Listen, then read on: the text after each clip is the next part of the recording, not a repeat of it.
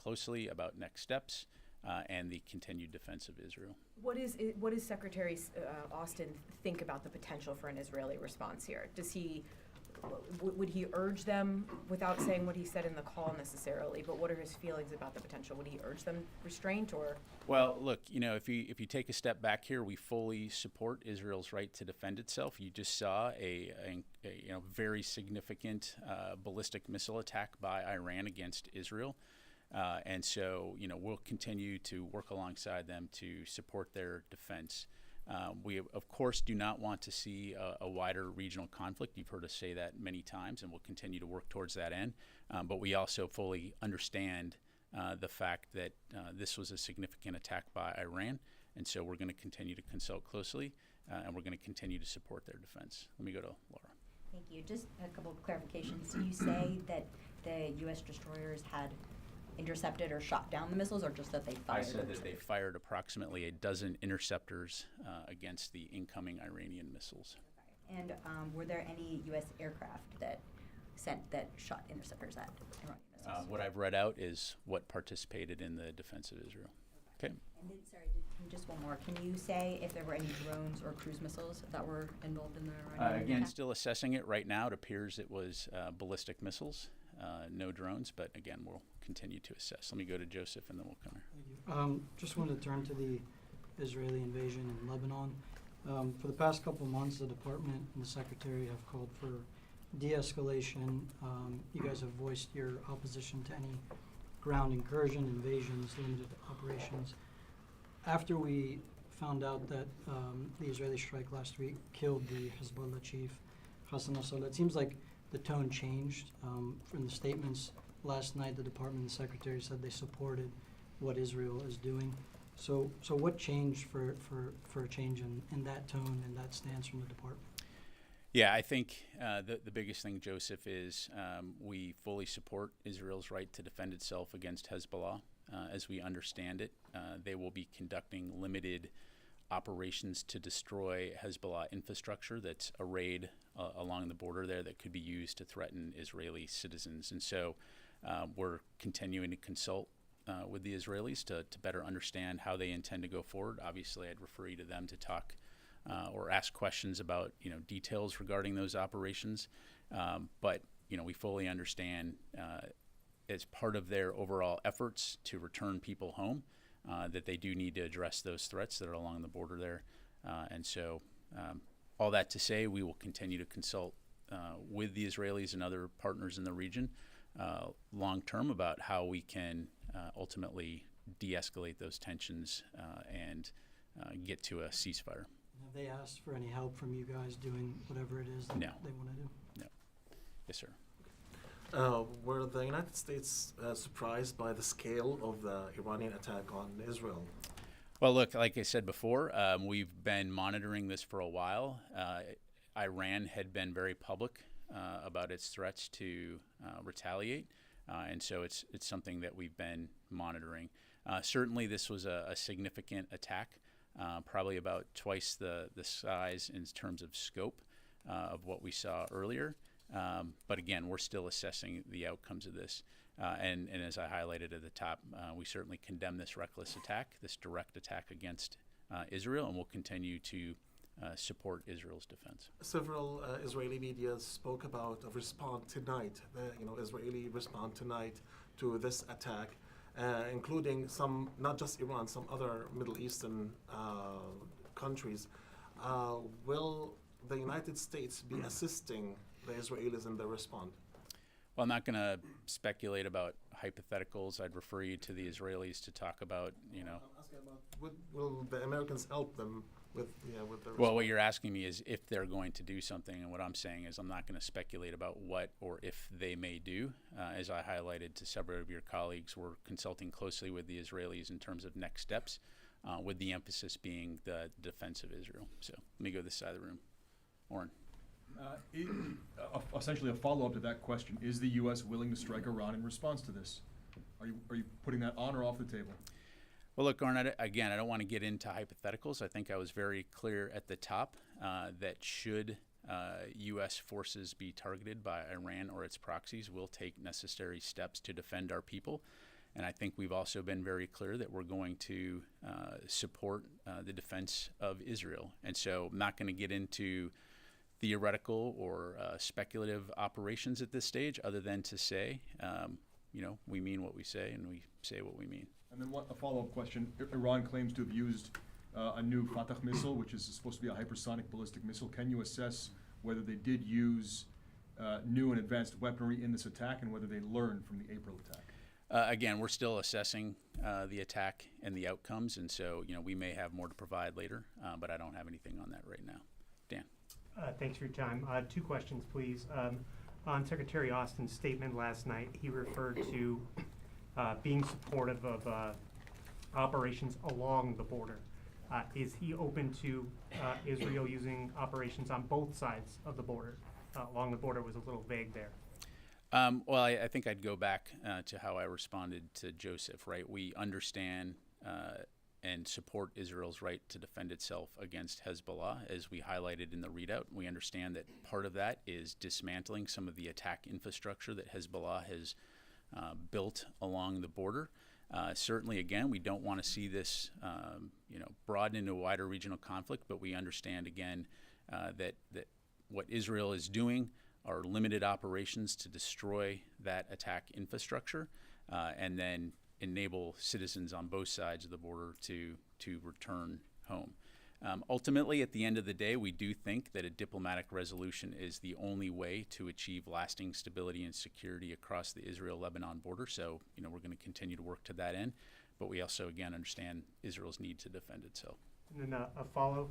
The State Department read out a report on a attack on a diplomatic facility at Baghdad Airport last night. Have you seen any other attacks on U.S. forces, I guess, since Friday? This one would seem to be on a diplomatic facility, but be it in the last day, particularly at this heightened time of tension, or just broadly over the last couple of days? Yeah, as of right now, I'm not aware of any additional attacks. Thanks. Sir. The Iron Dome, how effective is it against ballistic missiles? And some of the televised images appeared to show some of them landing on infrastructure. Are you aware of that? In general, was this attack more effective than the Iranian attack in April?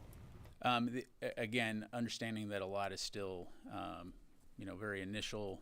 As I highlighted, initial indications are that there was minimal damage on the ground. In terms of the specifics, I would have to refer you to Israel really to talk through that. And again, as more information comes in, we'll certainly know more. But the initial assessment is that Israel was able to successfully defend itself, of course, with the support from the U.S. And so, again, we may have more later on that. Helene? Thanks, Pat. I just want to be clear because it seems like we're at a very dangerous time where any kind of ambiguity from the U.S. could lead to an attack on American troops. And when you say I understand when you say that we're going to defend any attack on American troops. I also understand that that you said that no American troops were hurt. Therefore, are you saying the U.S. is not planning on a kinetic strike against Iran? Because right now, when you say there will be consequences, all of that, you're leaving it vague and people don't understand. And I want to understand, are we going to be joining Israel in hitting back against Iran in a kinetic manner? Yeah, so with all due respect, you're talking about a hypothetical future, right? And presupposing what Israel may or may not do. So I'm just not going to talk about. But you said there will be consequences, and Jake Sullivan said there will be consequences. So right, what does and that I think mean? broadly speaking, the U.S. has been clear that there will be security, economic consequences should Iran attack. But I just don't have anything to preview, specifically as it relates to that. All right. Yes, sir. Thanks, Pat. Just to clarify, did any U.S. aircraft track any of the missiles either before the launch or during the attack, even if they weren't involved kinetically in the defense of Israel?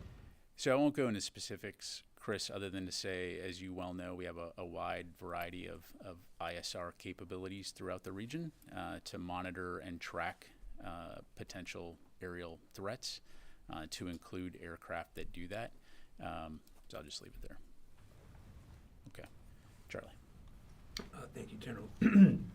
I know you said repeatedly that Iran doesn't telegraph these attacks, yet from early this morning, we were told that an attack would be imminent. So we're getting some sort of information from somewhere.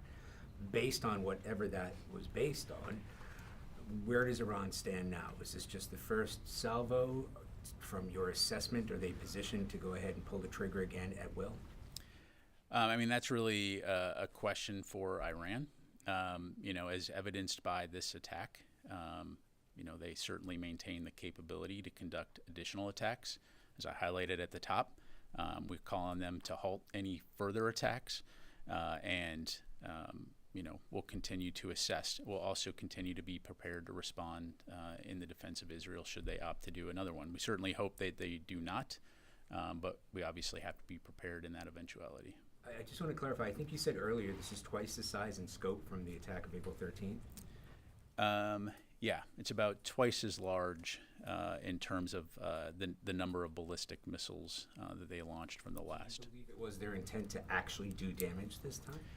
Well, look, you don't launch that many missiles at a target without the intent of hitting something. So absolutely, just like the last time, their intent is to cause destruction. And so, fortunately, Israel has very significant air defense capabilities, and the U.S., of course, played a role in helping on that front as well. Thank you. Matt? Thanks, Pat. You said there have been no new attacks on U.S. forces in the region, but is the department tracking a greater threat now to U.S. forces, and are you taking any extra measures on top of the recent plus-ups you've done for force protection? Well, Matt, I mean, as you know, we're always taking force protection very seriously. We're all very well aware of the heightened tensions in the region, and U.S. Central Command has been, for a long time now, constantly assessing and reassessing the threat to ensure that our forces are protected. Like I mentioned, I'm not aware, as I come to the podium, I'm not aware of any additional attacks beyond the one that Dan mentioned, but it's something that we'll obviously be keeping a close eye on to protect our forces. Secondly, were there any other nations other than the United States and Israel who took part in intercepting missiles or helping to track them or anything like that? Yeah, I don't have anything to provide on that, and obviously I wouldn't speak for other countries from here. Yes, sir. General, I'd like to ask you if you guys talk to the European allies and if you ask for military support in protecting Israel in case of another attack from Israel or the proxies, or is at the moment it's only the U.S. Helping Israel military-wise?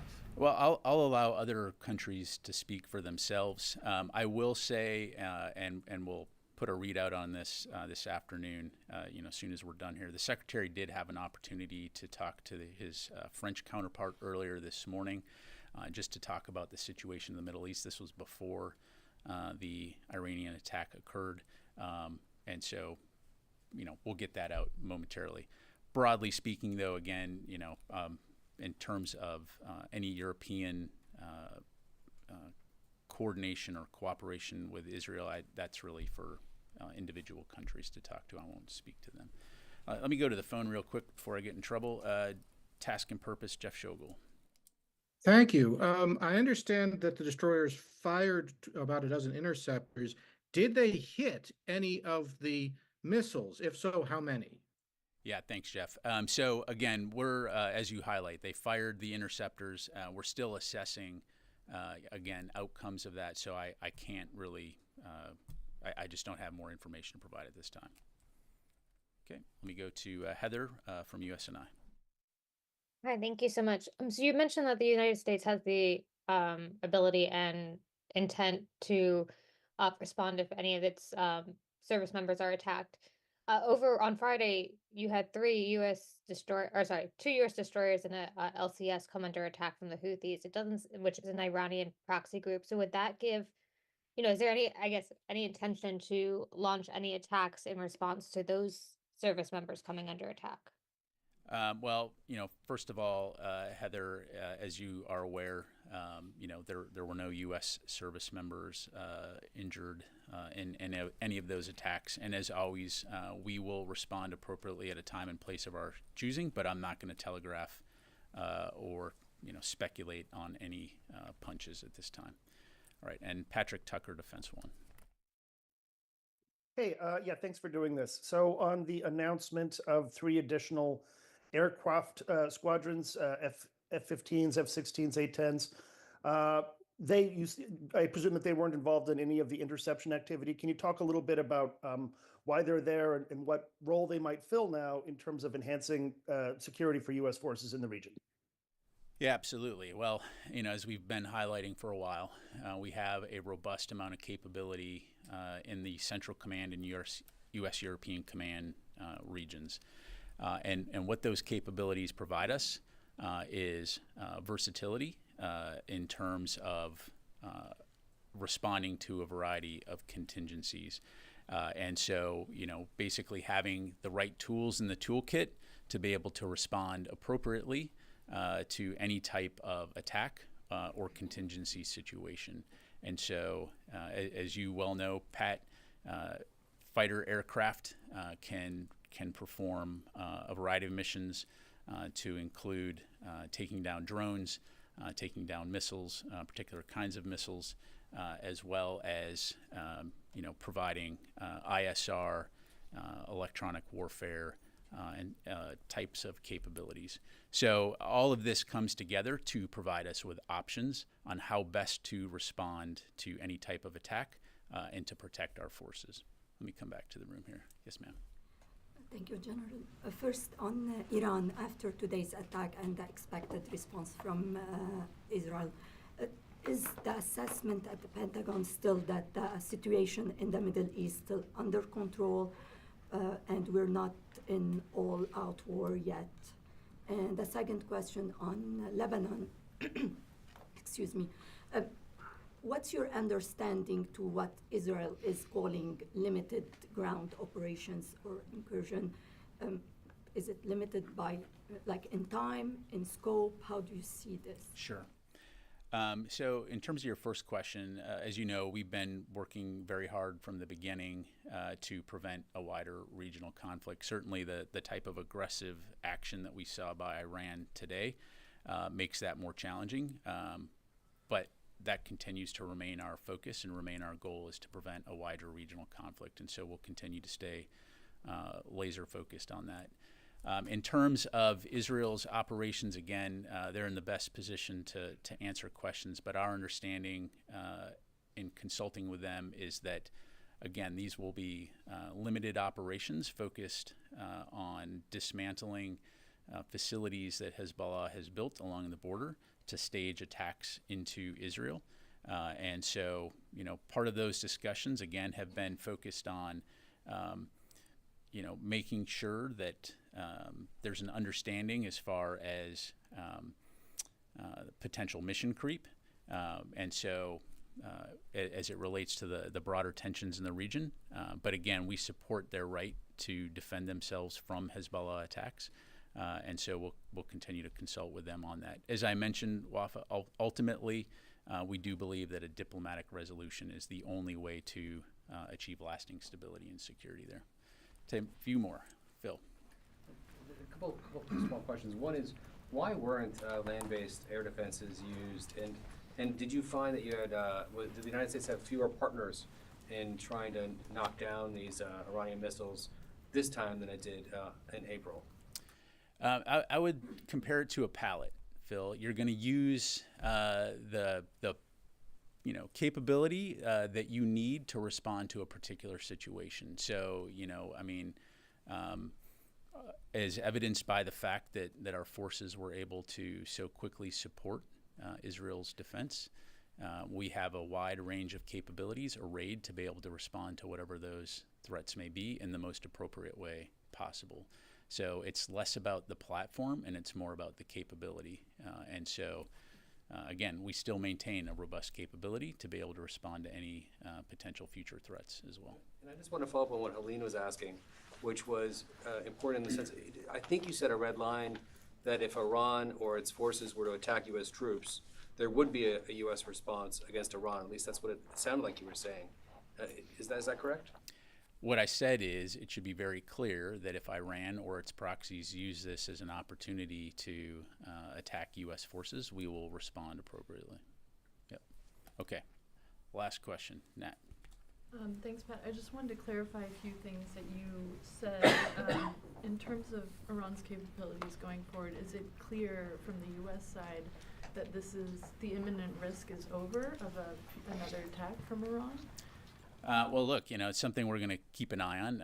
We certainly hope that there's not another attack, but obviously Iran maintains a capability, and it's just demonstrated that they're willing to use it to directly attack Israel. And so we're going to continue to consult closely with Israel on next steps, and importantly on the defense of Israel.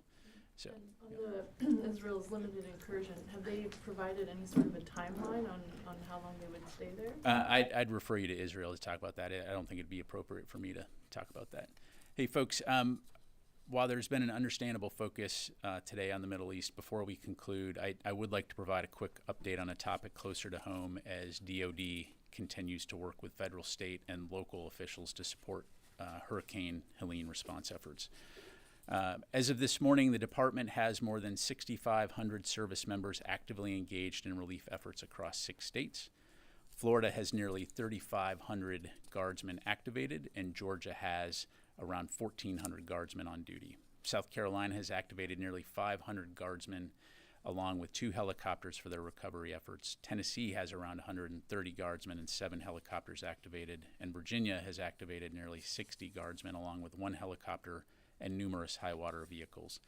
Additionally, since the storm passed, North Carolina has emerged as an area of particular focus after the historical levels of flooding that occurred in the western part of that state. A multi-state, multi-agency effort is currently underway with more than 80 guardsmen and 13 helicopters from Connecticut, Maryland, Pennsylvania, Iowa, Ohio, New York, South Carolina, and Florida joining more than 800 North Carolina guardsmen in providing support to devastated North Carolina communities. U.S. Northern Command is also providing active duty support efforts to FEMA, and the U.S. Army Corps of Engineers is providing emergency power planning and response teams to Georgia, as well as dam, levee, and bridge inspection to Tennessee and Kentucky, and temporary power to North Carolina. For further questions about National Guard missions, I would encourage you to contact the specific states in questions. And for active duty support efforts to FEMA, U.S. Northern Command is standing by. For service-specific evacuation efforts, it's best to contact the services directly. As the DoD continues to aid response efforts, Secretary Austin and department leaders will continue to be engaged and stay in close contact with federal, state, and local officials to ensure resources are available and to maximize a coordinated response. And in the days ahead, the department will continue to keep our fellow Americans who have been impacted by this storm's devastation in our thoughts. Thank you very much, everybody. Appreciate it.